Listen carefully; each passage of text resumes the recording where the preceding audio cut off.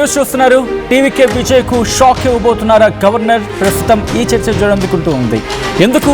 ఇప్పటికే ప్రభుత్వ ఏర్పాటుకు అనుమతి కోరుతూ గవర్నర్ను కలిశారు విజయ్.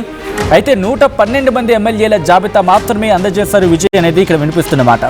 ప్రభుత్వ ఏర్పాటుపై మెలిక పెట్టారు గవర్నర్ రాజేంద్ర అర్లేకర్.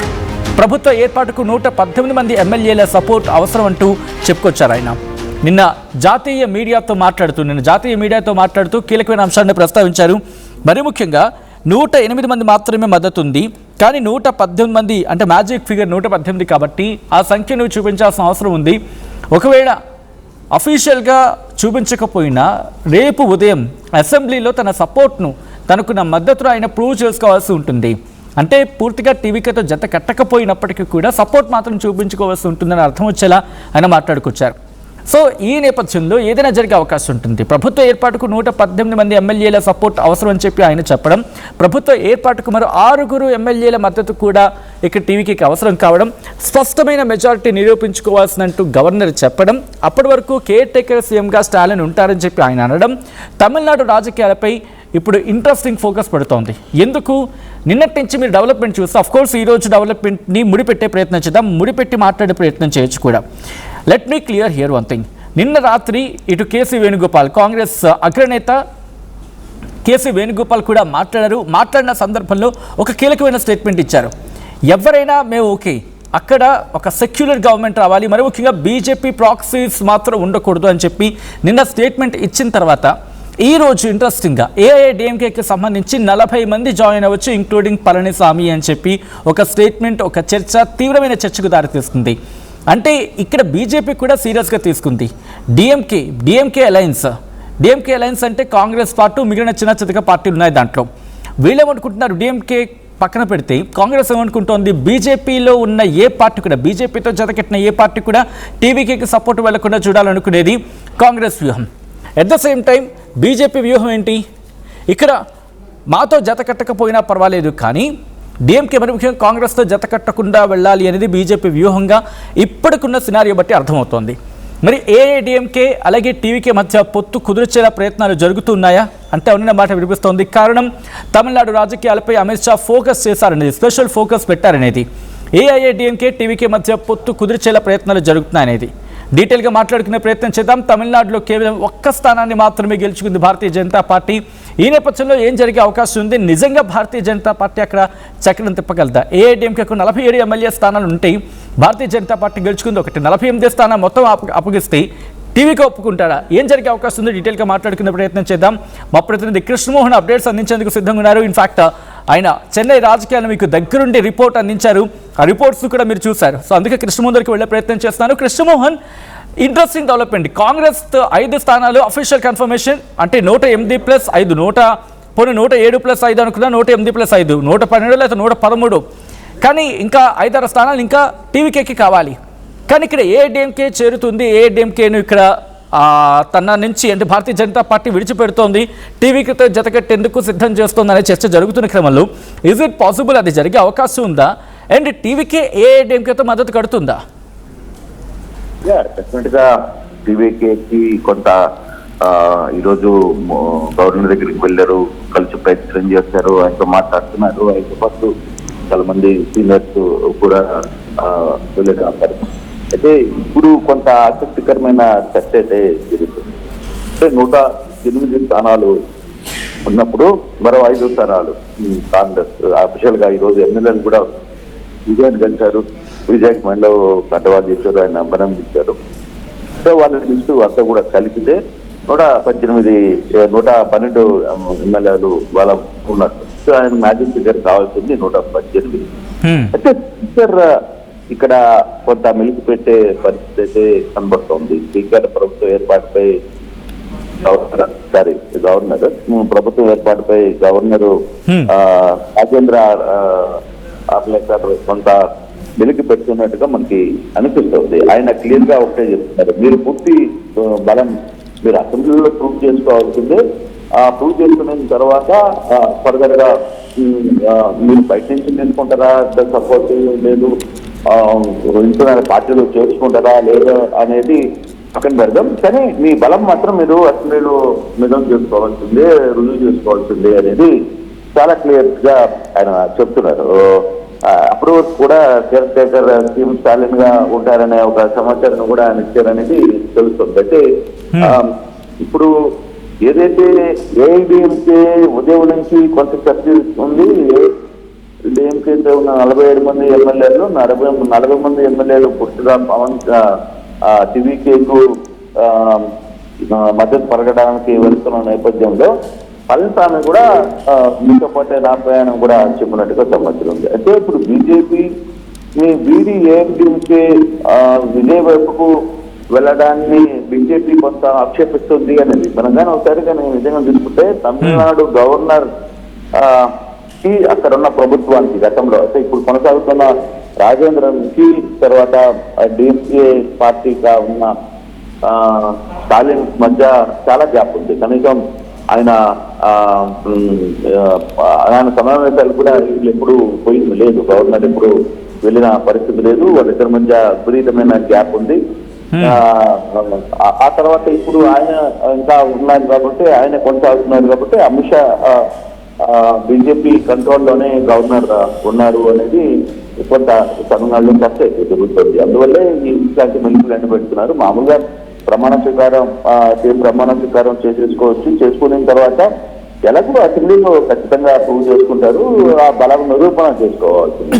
దీని మీద ఒక ఇంట్రెస్టింగ్ ఇష్యూ కూడా మనం కానీ చూసుకుంటే సుబ్రహ్మణ్యం కూడా ఇందాకనే ఒక ట్వీట్ చేశారు. బీజేపీ నేత సుబ్రహ్మణ్యం కూడా చాలా ఇంట్రెస్టింగ్ ట్వీట్ చేశారు. సుబ్రహ్మణ్యం స్వామి సచిన్ ఇక్కడ చూసుకుంటే it is shocking that despite టీవీకి being the single largest party in the Tamil Nadu state assembly elections, the TN government has not yet invited the TVK leader, Mr. Vijay, to form the government.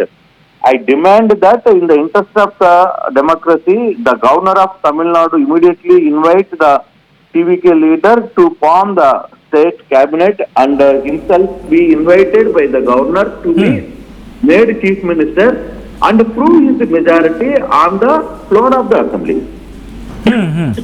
అంటే చాలా clear గా సుబ్రహ్మణ్యం స్వామి చాలా clear గా ఒక tweet అయితే చేశారు. అంటే దీని వెనకాల ఆయన పార్టీలో ఉన్నా ఎక్కడ ఏం జరుగుతుందో తన వర్షం చేస్తుంటాడు. అందుకే గవర్నర్ ఇంతసేపు 2 రోజులుగా మీరు ఎందుకు గమనం ఉండాల్సిన అవసరం ఉంది, మీరు స్వయంగా ఫోన్ చేసి చెప్పాలి గవర్నర్ కి.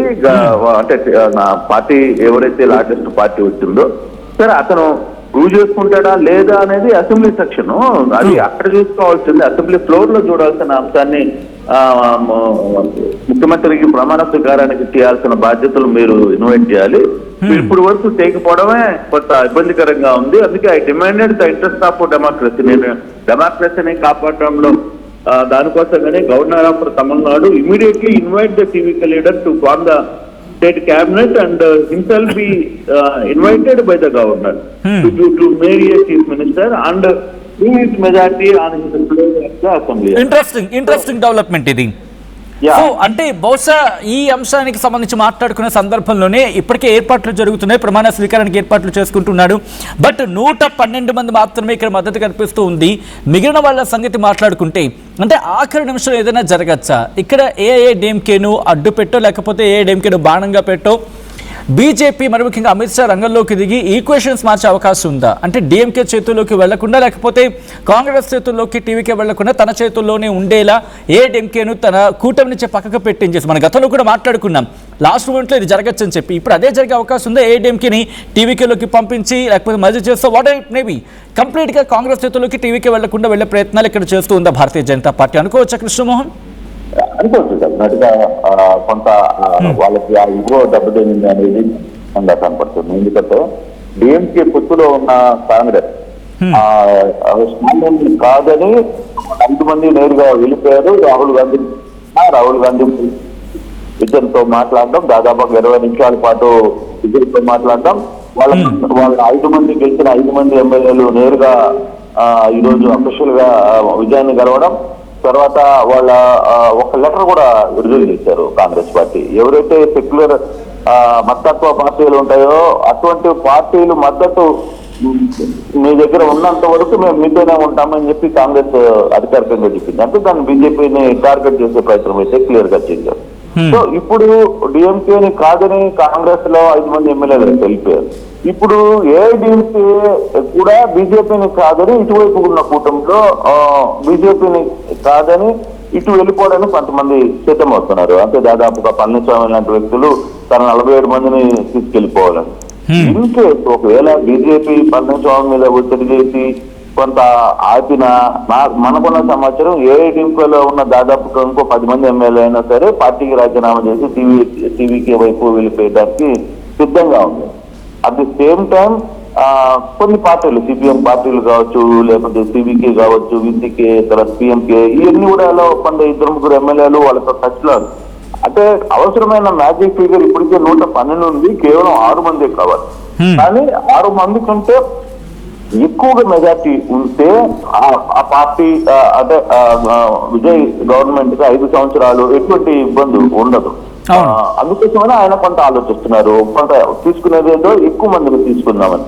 కానీ ఇంకొకటి అతను ఆలోచనలో కూడా ద్రవిడ రాజకీయ పార్టీలను ఎవరిని ఎంకరేజ్ చేయకూడదు అనేది. అంటే డిఎంకే అండ్ అన్నా డిఎంకేకి సంబంధించిన వ్యక్తులు ఎవరిని కూడా ఎంకరేజ్ చేయకూడదు. ఎందుకంటే డిఎంకేలో చేసిన అవినీతి మీదనే మనం అంతా కూడా మాట్లాడాం. డిఎంకేని షాజీన్ అంకుల్ నువ్వు చాలా తప్పులు చేస్తున్నావు అని చెప్పి పదే పదే తమిళ అంకుల్ అంటూ విజయ్ చాలా సార్లు అతన్ని విభేదించిన పరిస్థితి. కానీ ఎక్కడ ఏఐడిఎంకేకి సంబంధించిన ప్రస్తావన ఆయన ఎన్నికల ప్రచారంలో చేయలేదు కాబట్టి కొంత ఏఐడిఎంకే వైపు మొగ్గు చూపుతున్నట్టునే అనిపిస్తుంది. అందులో ఏఐడిఎంకేలో ఉన్న పళని తర్వాత 2-3 నేతలు దీన్ని కీలకంగా తీసుకుంటున్నారు. మేము ఒక 20 మంది 30 మంది అయినా సరే మేము వెళ్ళిపోతాం, మేమే టీవీతో మాట్లాడుకుంటాం అని చెబుతుంది. టీవీకే నేతలు కూడా వీళ్ళతో టచ్ లో ఉన్నారు. రెగ్యులర్ గా ఏం జరుగుతుంది, మీరు ఎంతమంది వస్తారు ఏంటి అనేది కూడా. అందుకే పళనిస్వామి ఏమన్నాడు, ఈ రోజు జరగాల్సిన అత్యవసర సమావేశాన్ని కూడా ఆయన రద్దు చేసుకున్నారు. వాళ్ళ ఏఐడిఎంకే అత్యవసర సమావేశాన్ని ఎమ్మెల్యేల మీటింగ్ రద్దు చేసుకుని సరే ఎట్లా జరుగుతుందో జరుగుతాం, మనం కూడా కలిసి వెళ్ళిపోతామా అనే ఒక ఆలోచనలోకి వచ్చిన పరిస్థితి.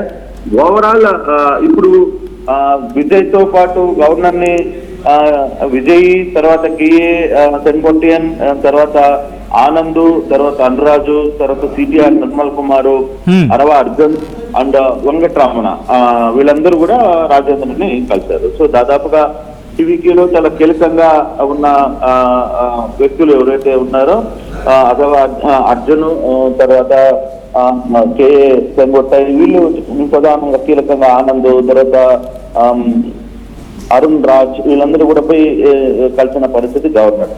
ఇప్పుడు గవర్నర్ తో వాళ్ళు ఏం చెప్పారు, గవర్నర్ కి సంబంధించిన విషయంలో నువ్వు పూర్తిగా ప్రమాణ స్వీకారం చేస్తే రేపటికి ప్రమాణ స్వీకారానికి ఎటువంటి ఇబ్బందులు ఉండవు అనుకుంటారు. బట్ అంటే sorry for the interruption Krishnamohan, ప్రమాణ స్వీకారం అయిపోయినా ప్రమాదం మాత్రం కొంచెం ఉంది విజయ్ కనుక్కోవాలి, రైట్? కొంత అంతేగా డెఫినెట్ దాంట్లో ఎటువంటి ఇష్యూస్ లేవు. కొంత జరిగిన ఇష్యూస్ లో ఆయన ప్రూవ్ చేసుకోవాల్సిన పరిస్థితి ఉంది. బీజేపీ ఇప్పుడు కొంత గవర్నర్ బీజేపీ సొంత మనిషి అనేది వాళ్ళ భావన. సో బీజేపీ ఆడినట్టు ఆడితే మనకు ఇబ్బంది. అందుకే మనం పోయేటప్పుడు ప్రమాణ స్వీకారానికి రేపు వచ్చిన 2 రోజుల లోపల పూర్తి స్థాయిలో అక్కడన్న మద్దతు, అంటే ఎవరైతే మనకి మద్దతు ఇస్తారో, ఇండిపెండెంట్ గా గెలిచిన వ్యక్తులు ఎవరు లేరు, బీజేపీలో నుంచి ఎమ్మెల్యేలు ఎవరు గెలవలేదు, తర్వాత అక్కడ సిపిఎం 4 గెలిచింది, లెఫ్ట్ పార్టీలు 4 గెలిచాయి. లెఫ్ట్ పార్టీల్లో కూడా కొంత చర్చ జరుగుతుంది, మేము డిఎంకేతోనే ఉంటామని ఏదో చెప్తున్నట్టుగా సమాచారం ఉంది. అది ఫైనల్ గాల లేదు. ముస్లిం లీగ్ ఒకటి క్లియర్ గా చెప్పేసింది, ముస్లిం లీగ్ పార్టీ మాత్రం మేము డిఎంకేతోనే ఉంటాం, మేము అతనికి పార్టీకి అంటే విజయ్ కి మేము సపోర్ట్ చేయట్లేదు, మేము డిఎంకే కొత్త ధర్మంలోనే ఉంటామని వాళ్ళిద్దరు చెప్పినట్టుగా ఉంది. సో మిగిలిన పిఎంకే కావచ్చు, లేకపోతే విసికే, ఈ కొన్ని పార్టీలు 4 సీట్లు అంటే కావాల్సింది 6 మ్యాజిక్ ఫిగర్ కి అందుకునేదానికి వాళ్ళకి కావాల్సింది 6. బహుశా సింగిల్ గా ఉన్న పోటీల దగ్గర నుంచి గెలిచిన అభ్యర్థుల దగ్గర నుంచి అయినా కూడా తీసుకోవాలనేది ఒకటి. తీసుకుంటే ఫుల్ మెజార్టీ రాదు, ఏదో 118 అంటే 118 వస్తాయి. 118 వచ్చిన తర్వాత రేపు గవర్నమెంట్ లో ఎవడో మంత్రో లేకపోతే ఇంకొక ఎమ్మెల్యేనో ఆయన వెళ్ళిపోతాను, నేను చెప్పినట్టు వినడం లేదు అని వాడు అడిగితే మళ్ళీ బల పరీక్ష నిర్వహించుకోవచ్చు. రోజు నెలకు ఒకడు వెళ్ళిపోతుంటే ఆ సమస్య విజయ్కి కొంత ఇబ్బందికరమే. అందుకే ఒక లార్జ్ ఆఫ్ స్కేల్ లో అంటే కనీసం 118కి దాటి మరో ఒక 20-25 మంది ఎమ్మెల్యేలని మద్దతు కూడగట్టుకునే పనిలో విజయ్ స్పష్టంగా ఉన్నాడు. Sorry for the interruption. బహుశా ఇంకొక 20 మంది కూడా ఎక్స్ట్రా ఉంటే, ఒకవేళ కట్టకట్టుకుని 20 మంది వెళ్ళిపోయినా ఇటు ప్రభుత్వం పడిపోదు అనే ఒక రీతిలో కనీసం ఒక 40 మంది మన పార్టీలో జాయిన్ అయ్యేంతలా ఏర్పాటు చేసుకొని చెప్పి టీవీకి అనుకుంటోంది అక్కడ అందుకే దాంట్లో కూడా ఇప్పుడు బేసిక్ గా ఈ రోజు ఏఐటీంకి మొత్తం మేము వెళ్తామన్నా కూడా దాంట్లో కొంత ఇబ్బంది ఉంది.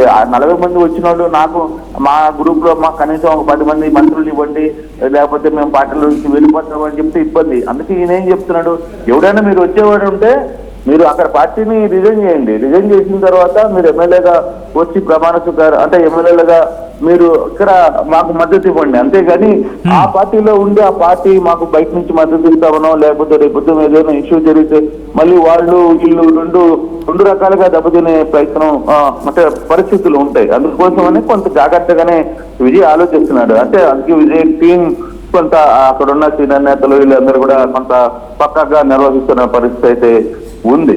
అంటే కొంత ఈ వ్యవహారంలో క్లారిటీ ఉన్నప్పటికీ కూడా ఎప్పుడు ఏ సమయంలో ఏం జరుగుతుందో అని ఒక భయం ఉంది. గవర్నర్ ఎటువంటి షాక్ ఇస్తాడా అనేది కొంత భయం గ్రూప్ లో అయితే వినిపిస్తుంది. బహుశా రేపు ప్రమాణ స్వీకారానికి ఎటువంటి ఇబ్బందులు ఉండవు, కానీ వెంటనే మీకు వారం రోజులు టైం ఇస్తానంటాడా, లేదా 2 వారాలు ఇస్తానంటాడా, 2 వారాల్లో మీరు బల పరీక్షకు సిద్ధం కావాలి. అసెంబ్లీ ఏర్పాటు రోజా లేదా ముందు రోజా ఆయన బల పరీక్ష నిర్వహించుకోవాల్సిన పరిస్థితి చాలా స్పష్టంగా కనపడుతుంది. సత్యం ఇంట్రెస్టింగ్. ఒకసారి మీ లైన్లో ఉండే ప్రయత్నం చేయండి కృష్ణమోహన్. కానీ ఇక్కడ ఒక్కసారి ట్విస్ట్ గురించి మాట్లాడుకుందాం. ఎందుకు ఈ డెవలప్మెంట్ చోటు చేసుకుంది? సడన్గా మార్నింగ్ ఏఐడిఎంకి ఎందుకు ఫ్రేమ్లోకి వచ్చింది? ఎందుకంటే నిన్నటికి నిన్న రాహుల్ గాంధీతో చర్చలు జరిగాయి. రాహుల్ గాంధీ ఫోన్ చేశారు. రాహుల్ గాంధీని స్వయంగా విజయ్కి ఫోన్ చేశారని చెప్పి నేను మాట్లాడుకున్నాం. బట్ నిన్న నైట్ ఒక కీలకమైన డెవలప్మెంట్ జరిగింది. కాంగ్రెస్ అగ్రనేత కేసీ వేణుగోపాల్ మాట్లాడుతూ ఒక ఇంట్రెస్టింగ్ అండ్ సెన్సేషనల్ స్టేట్మెంట్ చేశారు. ఒక్కసారి కేసీ వేణుగోపాల్ ఏమన్నారో చూద్దాం, ఆ తర్వాత మనం మాట్లాడుకునే ప్రయత్నం చేద్దాం. ఆయన ఒక స్టేట్మెంట్ బహుశా బీజేపీకి కాక రేపు ఉంటుంది, అందుకే ఈరోజు వ్యూహం మారుతుందనే మాటకు బలం చేకూరుతుంది. నిన్న రాత్రి నుంచి ఈక్వేషన్స్ మారిపోయాయి. ఇంతకీ కేసీ వేణుగోపాల్ చేసిన స్టేట్మెంట్ ఏంటి? అది ఎందుకు భారతీయ జనతా పార్టీలో కాక రేపుతోంది? ఎలా మార్చేసింది ఈక్వేషన్ ని? ఆఫ్టర్ బైట్ చూద్దాం. ఒక్కసారి కేసీ వేణుగోపాల్ రియాక్షన్ చూద్దాం. To discuss about the Tamil Nadu political situation, basically post-election scenario. Honorable Congress President Mallikarjuna Kharge ji, LOP Lok Sabha Rahul Gandhi ji, in charge Girish Choudhary ji was there.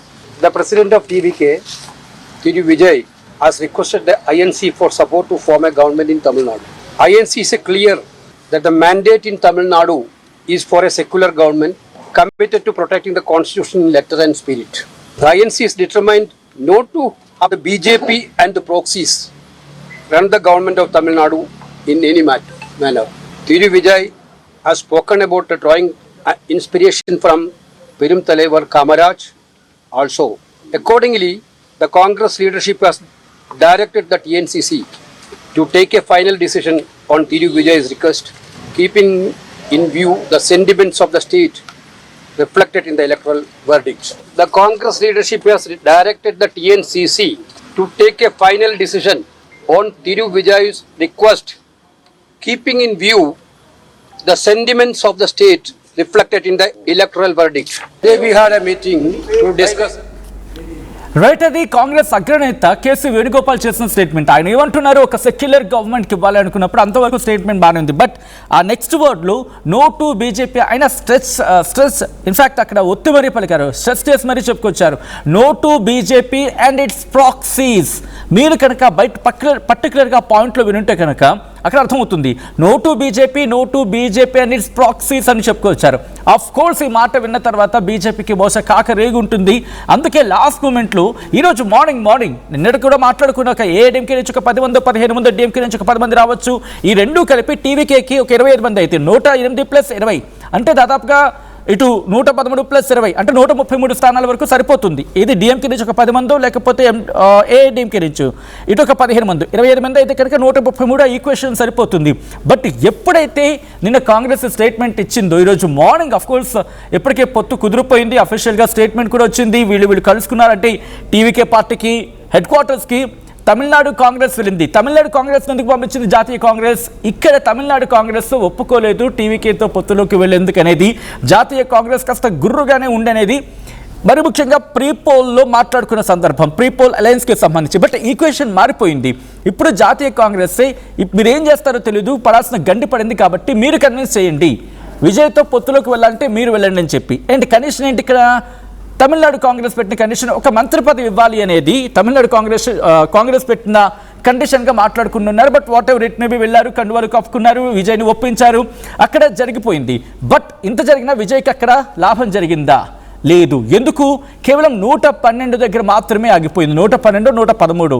ఎందుకు 112, 113 అంటే విజయ్ సాధించిన సీట్లు 108, కానీ ఒక స్థానానికి resignation ఇవ్వాలి. ఎందుకంటే తన 2 స్థానాల్లో పోటీ చేశాడు, ఒక స్థానానికి తను రిజిగ్నేషన్ ఇవ్వాలి కాబట్టి.